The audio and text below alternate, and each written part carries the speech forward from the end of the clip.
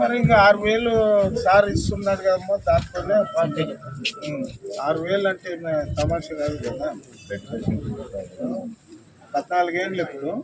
ఎంతమంది అమ్మ నీ పిల్లలు? ఒకే పాపేనా? మరి పిల్లలు కాలేదా?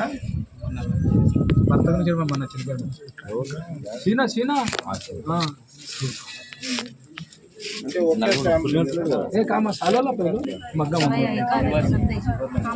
అంటే అది వీవర్లు పెన్షన్ వస్తుందమ్మా.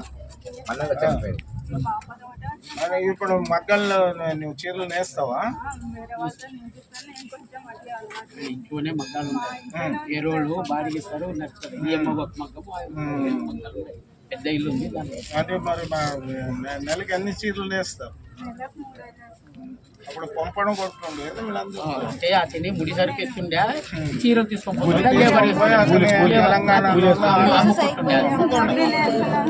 ఇప్పుడు లేదు పంపడినా. అప్పుడు వీళ్ళైతే నేసిన పట్టు చీరలు కూడా తెచ్చి కూడా మా వాళ్ళు కూడా చాలా మంది తీసుకుంటుంటారు. ఏం మాట్లాడరావమ్మా?